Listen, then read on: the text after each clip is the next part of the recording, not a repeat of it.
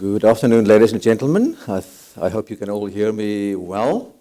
A warm word of welcome to all of you here at this discussion of a new social covenant.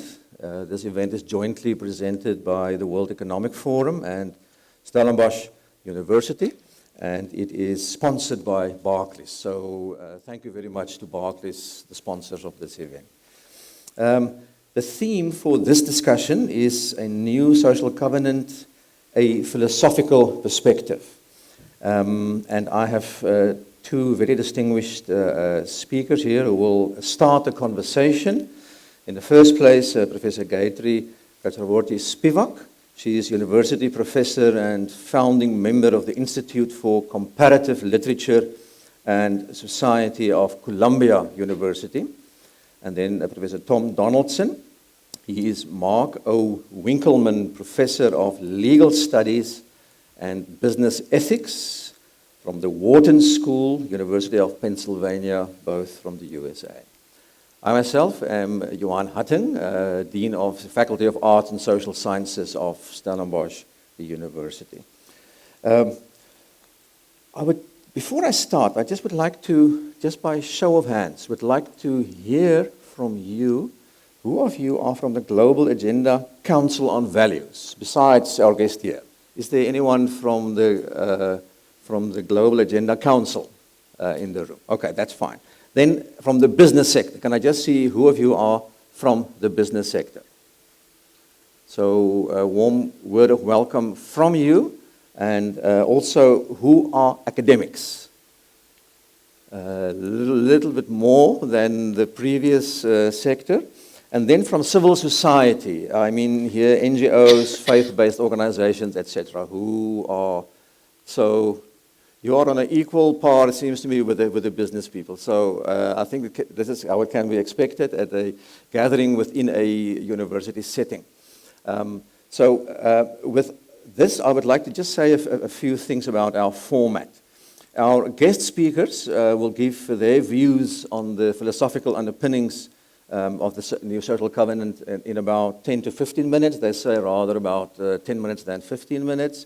And then I would like to ask each and every one of you, if you, almost in a rapid fire mode, have short questions from one another and then short inputs just around clarification or perhaps things that you would like to highlight. So we haven't discussed beforehand who would like to go first. Professor Tom, can I perhaps ask you? This is the spirit of our partnership. I want him to go first and me. This generosity can't go unpaid. I'm Tom Donaldson and want to talk a little bit about this extremely ambitious project that is to create a covenant in effect draped in the authority of the World Economic Forum that actually might make a difference to real people. And let me begin by agreeing with one of the key assumptions that the document is premised on, and that is we are in a kind of crisis wherein the existing social contract is broken. Trust, I think, in part because of the financial crisis, the world economic crisis that we've been living through, it has reached levels sufficiently low that it's impacting our ability to work efficiently and fairly together. The statistics are damning, I think, especially with regard to the incredible gap, the widening gap between those who have the most and those who have the least. And we know from experience and studies that how the pie is divided has something to do with the size of the pie. This is a metaphor that Amartya Sen, the Nobel Prize winner in economics, uses, and I think it's appropriate. If I know that I will only get and can hope for the smallest slice, my incentive to create is diminished. And the net result is the overall size of the pie is smaller. How the pie is divided determines in part the size of the pie. There are also problems that are smaller, but almost equally important, and they have to do with the ideas that we use to conceive of the way economics work in our society. I am a professor in a business school. I also hold a PhD in philosophy and taught in a philosophy department for some time. And I think the most stunning reality inside today's business schools for me is that what we teach and promulgate and tends to be utilized in financial services and industries around the world is not accepted. And it's not accepted not only by those who are in effect the public that receives the net result of how business works, it's not accepted by business leaders. Survey after survey, and we've done surveys like this over the past 70 years, survey after survey shows that when business leaders are asked what a business is about, what's the purpose of a corporation, and they're given a choice between saying the purpose of the business is to maximize the interests of the owners, the share owners, and as an alternative, they're given the option of business is about, yes, to some extent that, but also satisfying and balancing the interests of a range of stakeholders. Customers, employees, people in the surrounding community, people who experience the environmental impact that business creates. Overwhelmingly, they choose the latter. Overwhelmingly, they choose the latter. In the United States, it sometimes rises to 40%, that is the proportion of people who will go for a shareholder-only model. But the numbers range between 30 and 40, and by the time you leave the United States, which tends to be extreme on almost all fronts, you find that dropping. By the time you're talking about Japan, or even a number of European countries, the percentage is below 10%. So even business people don't subscribe to the views that, for the most part, are implicit in the mechanisms and frameworks taught in courses in finance and accounting and marketing and so on. I recall being with the head of the finance department at NYU, New York University, not too long ago, and we were musing about the impact and causes of the financial crisis. And one of the questions was, these models seemed pernicious. They ended up exploding, in effect. Well, why were they using these models? And instantly he said, I'll tell you why they were using them. That's what we taught them. That's what we taught them. So this aspect of how we conceive economics and business, which is part of the World Economic Forum's covenantal initiative, I think is one of the most important. Now, where there is crisis, where the contract is broken, there is also opportunity. And one of the things I've enjoyed writing about during my career is the notion of social contract. Some of you have probably encountered this or you know about it. It begins with Plato. He talks about the covenant he has with the state. As we move into the modern world, we find it being used for many different purposes, and often very powerfully. The Huguenots used the notion of a covenant or contract in the defense of religious liberty in the 17th century in France. Probably more important, people like Hobbes, the English philosopher, used the social contract to establish the need for an authority that would prevent intense conflict and violence. John Locke used the social contract to justify the legitimacy of a state which respected the rights of people. And most recently, the well-known philosopher John Rawls in the United States has used the social contract mechanism, has used those set of concepts to help deal with the plight of those who are least well off versus those who are better off. It's a powerful notion, and of course, the idea of a social contract, a kind of covenant that we agree to, seems premised on the notion of what we agree on. But what's especially striking is these things tend to emerge and be powerful in contexts where we don't agree. So Thomas Hobbes was writing in a period where life really was nasty, brutish, and short, to use his famous language. Warring factions in England were devouring one another.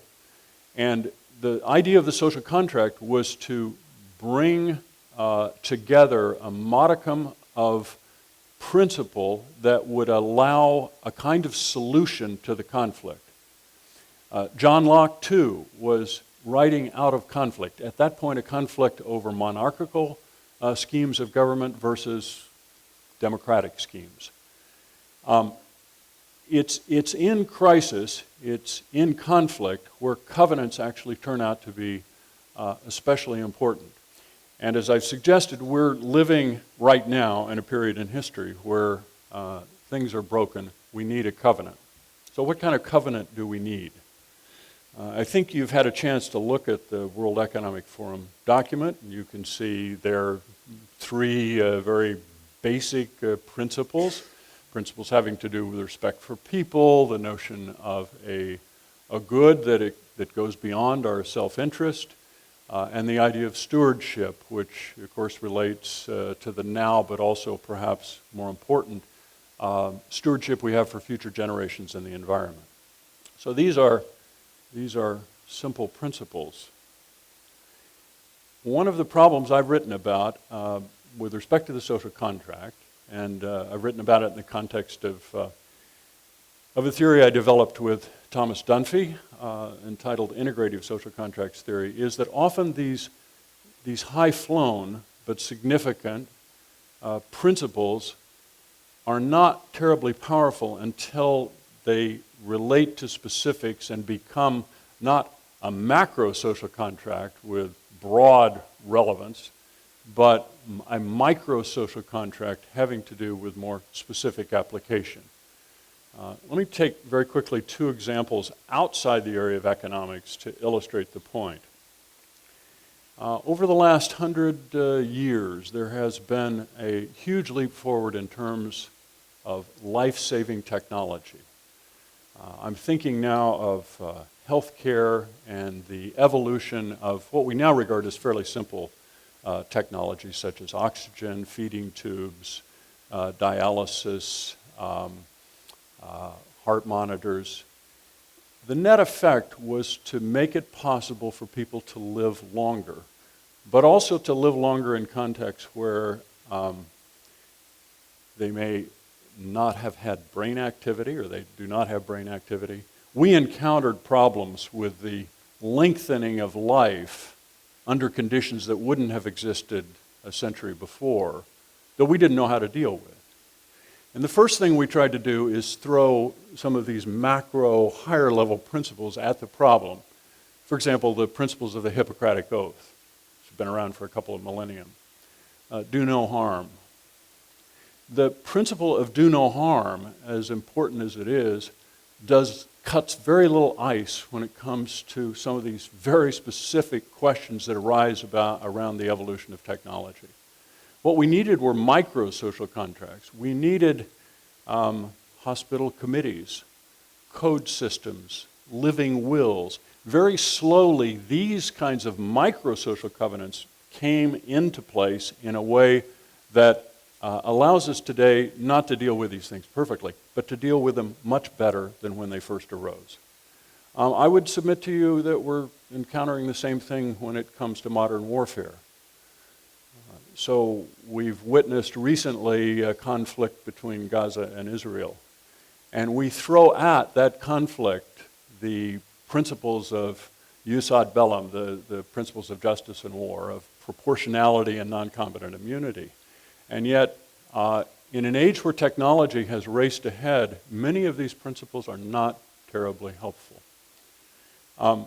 Let's now move from the non-economic realm to the economic realm. What happened in the financial crisis was, in part, the evolution of technologies that people didn't know how to deal with. I call them technologies. We can talk about them as collateralized, highly leveraged derivative debt instruments. But they were fancy enough that even their creators did not fully understand them or their implications. Now, don't get me wrong. I think people understood a lot more than they're letting on. And I think the financial services industry had a lot more responsibility than it's owning up to. But the point is, we had problems that we didn't know how to deal with. How do we deal with these? Well, the most obvious answer is to say government regulation should be firmer and stronger. And I grant you that. Dodd-Frank in the United States and similar pieces of, or epics of regulatory evolution are occurring around the world. And yet, have you noticed, whether it's Enron era crises or other kinds of crises, we always pass a lot of laws and regulations after the effect, and yet we have another crisis. And that's because smart people figure out how to run end runs around whatever mechanism we're trying to put in place. And there's yet another problem. The regulators don't know as much as the people in the industry. And this is especially true when things are evolving very rapidly, when leverage is raising, when collateralized debt instruments are becoming extremely complex, and so on. And the answer can only be, in the end, a combination of government and inter-industry, business-oriented acceptance around a set of values that help anticipate problems and deal with them.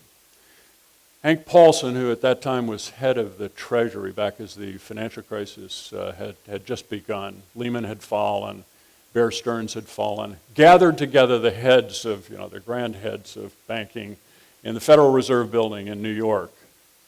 And he said, we need to stop being so competitive and start being a little more cooperative about what is not only in our long-term interest of avoiding a disaster, but also what's in the long-term interest of society. It was a wonderful idea. It was too late. It was too late. At that point, it was too late.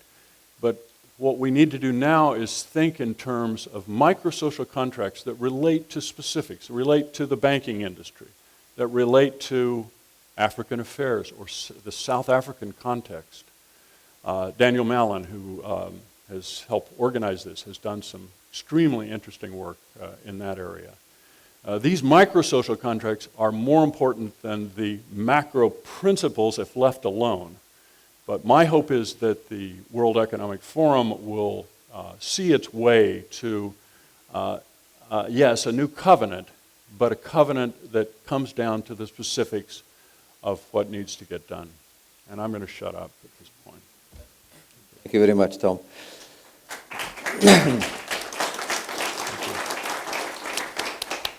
We can now move to Professor Spivak, please. Yes, Tom and I are in fact more in agreement than anything, but I'm not quite so ready to throw away the eternal verities. I'm a humanities person. And as you mentioned, I'm a member of the Global Agenda Council on Values, so therefore I am speaking as we. The World Economic Forum, and I speak as an insider therefore, is dedicated to improving the world. That's what it says. We cannot improve our world top-down. Our new social covenant has potential for realizing this. Its itemized list calls for the rearrangement of desires. What do we, not what we need or want, but desire is a different kind of a thing. I'll be happy to talk about it. For it begins with, and this is what you were talking about, I quote, agreement on basic universal ethical values, and continues with the promotion, I quote, of human well-being, happiness, flourishing, and equality of freedom to live a valued life. Although it also imposes practical tasks, the micro thingies. These last are directed, the practical tasks, towards corporate and nation-state policymakers, and may be done by other methods, but even here, the desires at the top must be generally changed so that the prime emphasis changes in turn from sustaining economic development. And I don't, because the humanities are good preparation for legal stuff, right? Cross-examining and so on. I'm not always ready to take what business leaders say, I'm sorry, present company accepted, at face value. And the broad ones, the philosophical ones, definitely require going beyond usual knowledge management techniques. Perhaps we should have separated them into two different categories. One, talking the talk, basic human values, and the other, walking the walk, good jobs for non-graduates, strong technical education opportunities, again I quote, apprentice schemes, a proactive tax and incentive system, and 21st century industrial strategy. One cannot walk the walk by merely agreeing to do so. It is a collective decision, not merely something enforced from the top. You have to learn the habit of thinking about other people as equal, though not the same. Exactly the situation between the reading pupil and the one who produced the literary work. Let me explain this last statement. I'm a teacher of literature. This is the end of my 49th year of full-time university teaching. It's my only trade. I'm a teacher of literature as well as a member of the Council on Values, so perhaps I emphasize literary reading too much.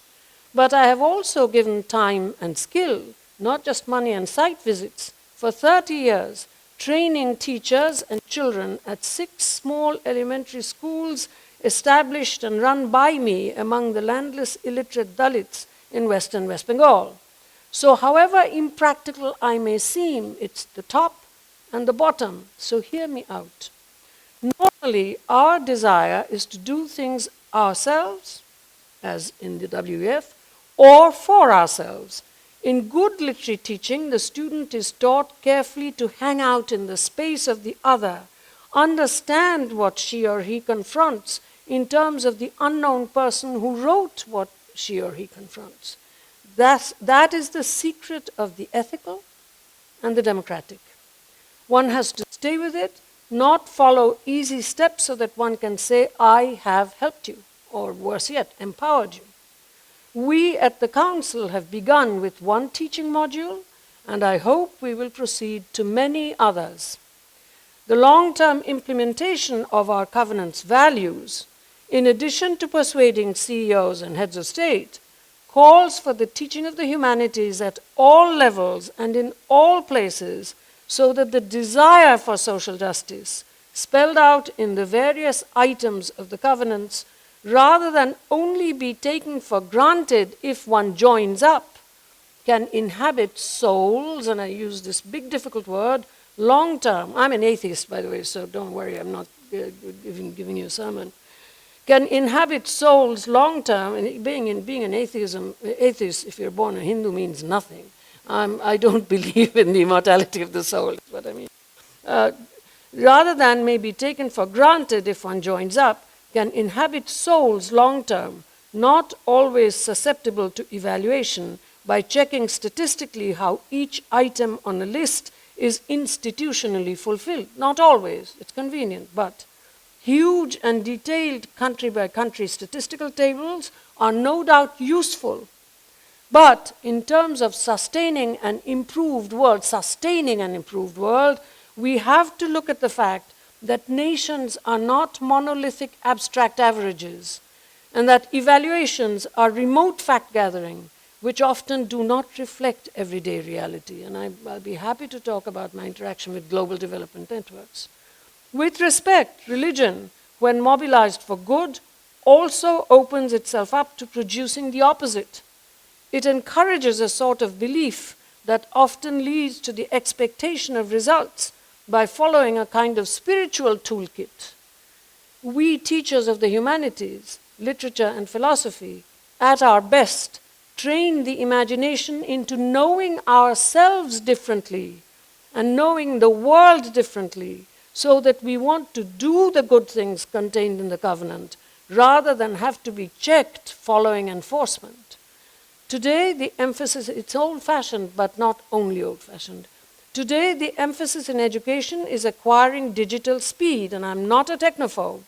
In order to be able to use the digital for social justice, the soul has to be trained slowly, and that is where literary training, as I have described it, comes into play. Recently, at the celebration of the Nigerian writer Chinua Achebe's life, the positive effect of his literary writings was repeatedly emphasized. With my experience of work in Africa, I was obliged to say that below a certain class line, and I work in Nigeria at Kwara State University now for some time, Ilorin, small place. Below a certain class line, Nigerians had no idea who he was and what he wrote. The task, therefore, was to expand the circle of Nigerians who could not only read, but also learn from the literary, just as we would say that to meet the covenant's work, we must attempt to expand the circle of people for whom working the covenant is meaningful. Why is there such an upsurge of interest in knowledge, asks Lawrence Prusak, editor of Knowledge in Organizations, and cites the pre-Socratics, mirabile dictu. Such a question ignores the plain fact that the word knowledge has changed since the pre-Socratics. There was, of course, no English at that time, and if we are thinking the world, we must absolutely remember the many languages that make meaning for its peoples. As a doctor, a personal friend, working in Kenya, American, who refuses to be a top-down health worker, remarked, and I quote, "The people will understand Swahili, but you can't speak to their heart, your word. You can't speak to their heart unless you speak their language," and he quotes one of the people he's dealing with, "I'm getting what you're saying, but I'm not taking it in." That is a basic human value, talking for effectiveness to the heart. If you think it is inconvenient, as it is, indeed, don't dream of improving the world. Our new social covenant, at least in the ethical rather than the merely responsible sections, understands that real knowledge depends on cooking the soul with slow learning, not the instant soup of a one-size-fits-all toolkit. The world is not populated by humanoid drones. You cannot produce a toolkit, and I quote our covenant, for a moral metric, or if you do, you will be disappointed. The needs I have described are reflected in the world-famous journalist Thomas L. Friedman's mistake in day before yesterday's New York Times. He writes about the difference, and you asked us to think about it, he writes about the difference between 2013, when the new social covenant was imagined, and the world of today, 2014, and I quote him, "The world of disorder is expanding against the world of order," he writes. He mentions refugee children from collapsing Central American countries, major Ebola outbreak in West Africa, straining governments, jihadists carving out a caliphate, a khilafat, inside Iraq and Syria, Russia eating Crimea and taking more bites out of Ukraine, I quote him, and cites the United Nations announcement that the number of refugees, again a quote, asylum seekers and internally displaced people worldwide has, for the first time in the post-World War II era, exceeded 50 million people. I have traveled since mid-May, not Friedman, I have traveled since mid-May in Turkey, Austria, France, the United Kingdom, Poland, and India. Perhaps with the exception of Poland, I could add to this list the rise of right-wing governments. You in South Africa could add your own. After citing his list, Friedman makes a major mistake, and Amartya Sen would agree that Friedman is making a mistake here. He correctly describes freedom from as national independence, but he incorrectly describes freedom to as, and I quote, the freedom to live your life, speak your mind, start your own political party, build your own business, vote for any candidate, pursue happiness and be yourself, whatever your sexual, religious, or political orientation. End of quote. This is a good American list. But it is based on the more fundamental freedom to think of dissimilar others as equal. Democracy is based on the principle of the minority. Our new social freedom to after freedom from, this is the profound contradiction within democracy. Autonomy, freedom from, liberty, and others, freedom to, equality. Us and them. This is why I chose in my own home state of West Bengal as title for the last Netaji oration, Freedom After Independence, question mark. Freedom to, after freedom from. Our new social covenant wants to perform that movement and therefore requires the literary as training for the literary, not reading great literature, as training for the ethical, as a method. For ethics as such cannot be practiced after business or the business of medicine as triage has been sustained. Ethics are unconditional. God demands the sacrifice of your son, he stays your hand, and you're unconditional, this is a narrative, and your unconditional ethical commitment is turned into a covenant, circumcision of the male body into a circumcision of the heart. I was fortunate enough to be awarded an honorary doctorate by the University of St. Andrews in June, and was of course treated once again to the history of a great national covenant. And Professor Tom Donaldson is an expert on the social contract. Now that the nations, I don't think it's just broken. I think that in globality, the nation states of the world cannot operate separately on democratic social contracts alone. Our covenant is new because it is social, based not on God's will, but the general global will, the general will. Our real challenge is to combine the unconditionality of ethics, faith-based, and the conditions of the contract. Otherwise, we will have contradictions like, and I'm winding up, we will have the World Health Organization issuing guidelines suggesting that the community should be involved in the delivery of health services, I quote the most recent statements, and the Human Development Index, completely ignorant of all of this, statisticians, suggesting that we drop education and life expectancy, what made the damn thing human, we drop education and life expectancy because of statistical convenience. This is the 2013 report, Rise of the South. I will close with a story, if you don't mind, about the absurdities of convenience. In February, I gave a capstone lecture at the University of Cambridge. I closed by asking the audience to read 3 photographs according to the notions I had laid out in the body of the essay. At publication time, I could not get permission to include the photographs. The last picture was one many of you have seen, picture of a very beautiful African woman in airports dressed in cloth with the caption, "I am powerful."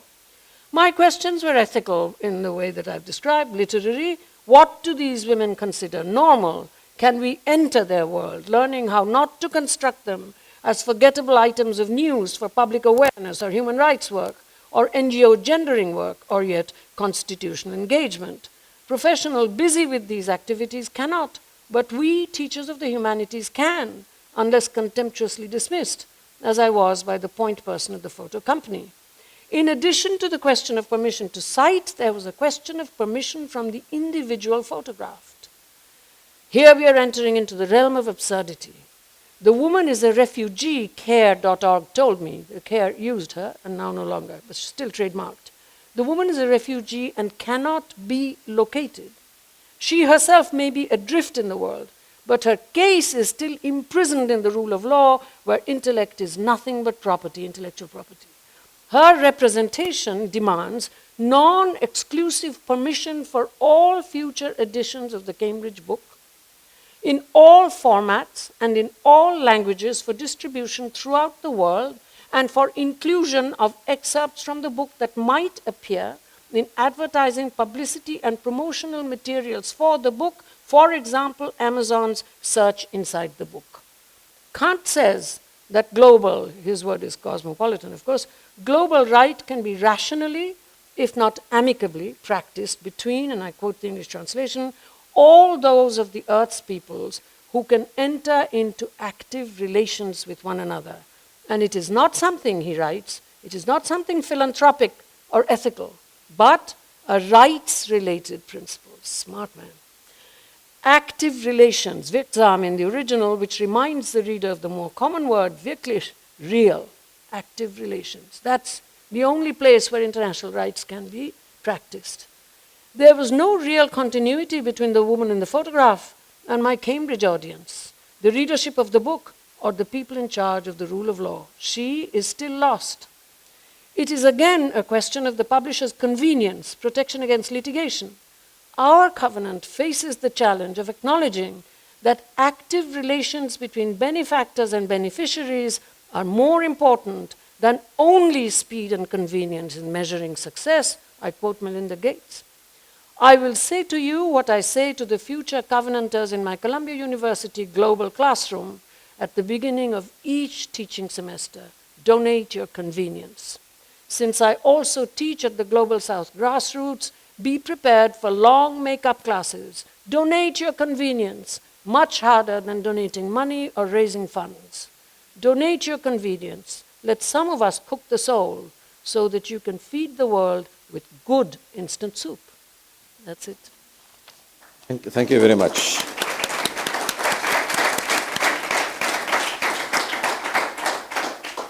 Thanks very much for staying nicely within time. I should have given every one of you a health warning that you are now in a company of philosophers and people from the humanities. So if you do not understand our language, there's also time to question us and to ask us to repeat or to use a little bit longer sentences. Just before I give you a chance just to engage with one another, Tom, can I just ask you a short question on concepts? It looks as if you use the term social contract and social covenant interchangeably. So is that so? And before you answer that, Professor Spivak, as an insider, can you just very briefly tell the audience, some may not know how the social covenant works. So can I start with you? Yes, there's no other member of our council here, so I can't say, please correct me if I'm wrong, but you know, I'm not necessarily 100% correct because you're there, right? And please correct me if I'm wrong. Yeah. See, we've worked together. We meet occasionally. I didn't come in at the making of the social covenant. I'm more recent. And as the social covenant has been put together, I think it's been the two Wallaces in our committee have been the most operative one, Jim Wallace and Stuart Wallace, by chance. They're not related. They happen to have the same last name. And what we have done is look again and again at the way in which, so we've all actively participated in, as far as I'm concerned, in the revising of the original social covenant and the teaching module, which were in fact put together by a council before I entered the council. But the participation has been very strong, and I think the way we have thought about it is more in terms of the breaking of the social contract and the expressed interest of the business community, the corporate community, not just doing good, but not just doing well, but doing good. And I think that's a very fine place to begin. So I think that's where, until finally we saw a final statement in the, when was it? A couple of months ago, right? So that's where that's my understanding of what the covenant seeks to do. We are asked to speak to institutions. I asked if universities would work here. God knows they're corporate enough today, not just corporate institutions, and interest them in the covenant and ask them to sign on. And I believe, Daniel, correct me if I'm wrong, that we're also thinking about ways in which we can check up on as to whether this is being done. Am I right? I thought vaguely that was in the offing, and that's why I was talking about enforcement. This very briefly is our sense of the covenanters, producing covenanters, rather than just the general idea of corporate social responsibility or just sustainable development and so on. It goes a step beyond, and it is to that step beyond that I have spoken today. You want to do this? Got to listen to us. See, that's what I'm saying. So am I right, Daniel, roughly? Go ahead.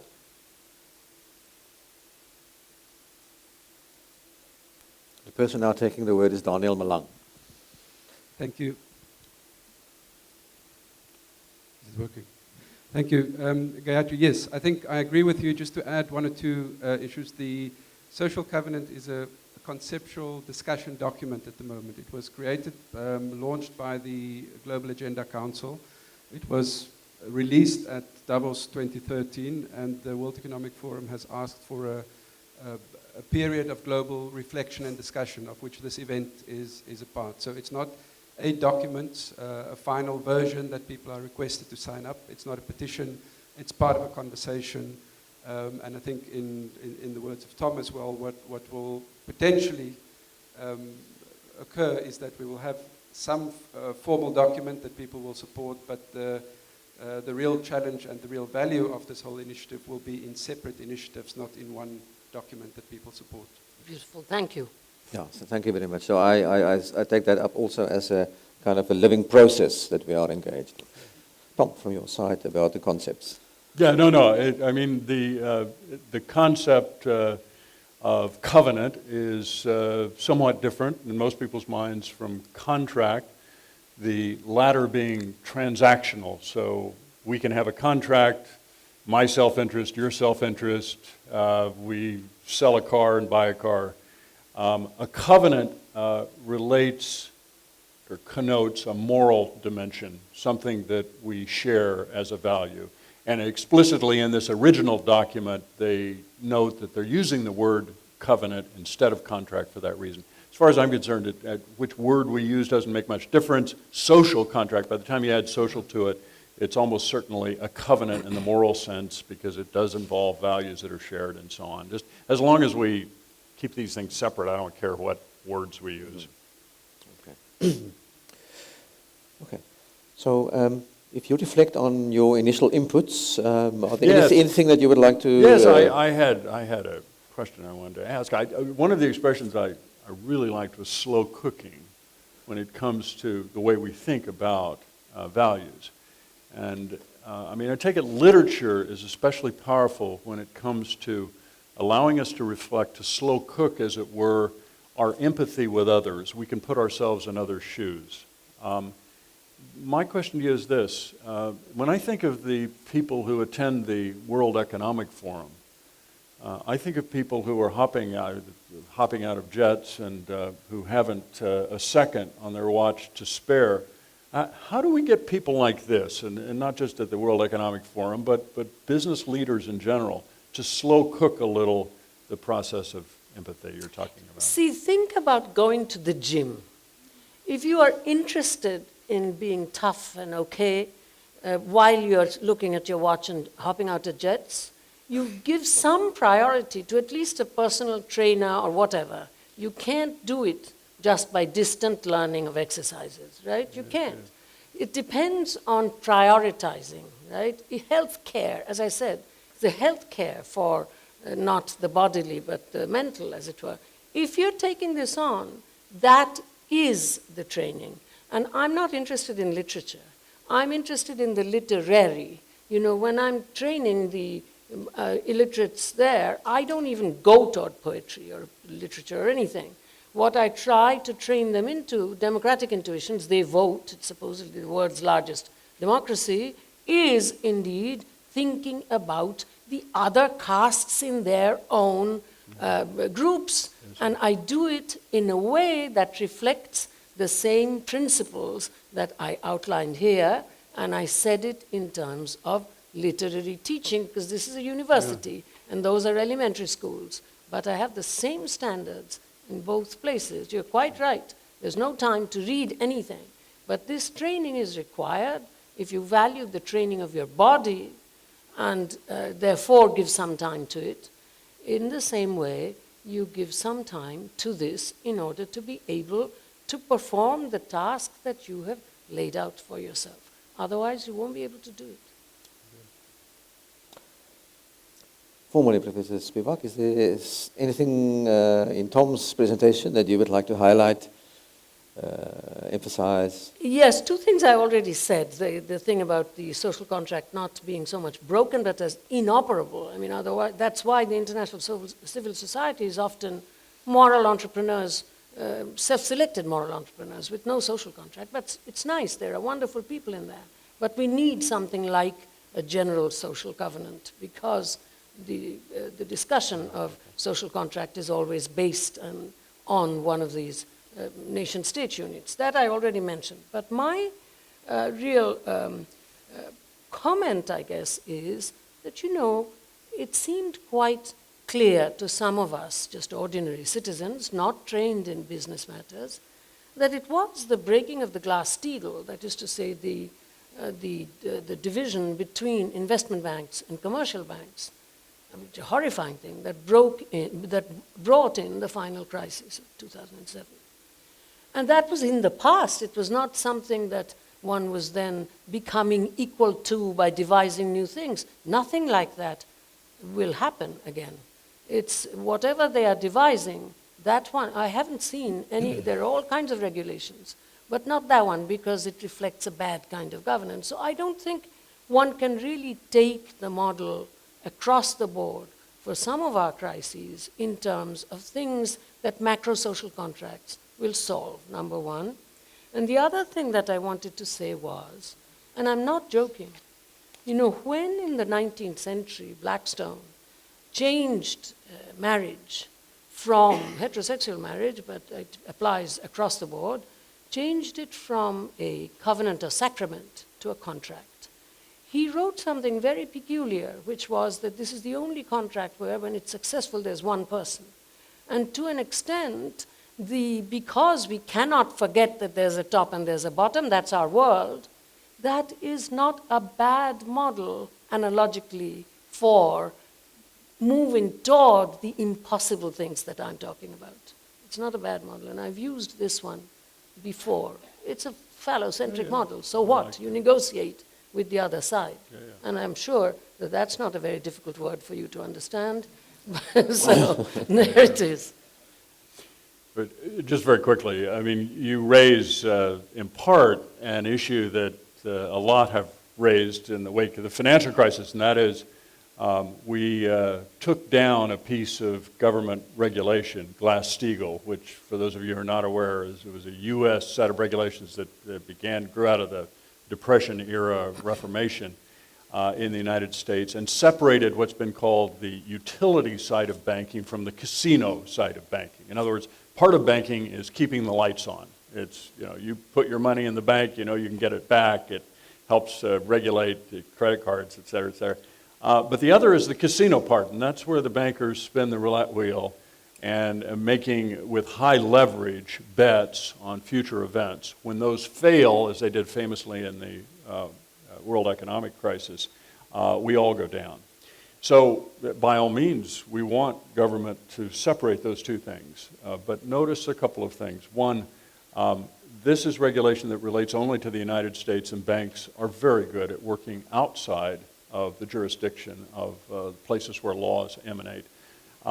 Second, we just find after Sarbanes-Oxley, after Dodd-Frank, after the regulatory initials, people find ways around them. And even in the financial crisis, if you look at AIG and also the shadow banking, you find that a lot of this was completely outside what even Glass-Steagall would have affected. So by all means, we need the best regulations we can, the toughest regulations we can, but if we don't have the people inside paying attention to future and some of these catastrophic risks that can affect not only the world but also them, we're lost.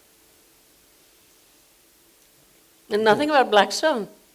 I'm sorry. Nothing about Blackstone? Did No, I liked everything you said there. Really? Yeah. Well, let's work together on that one.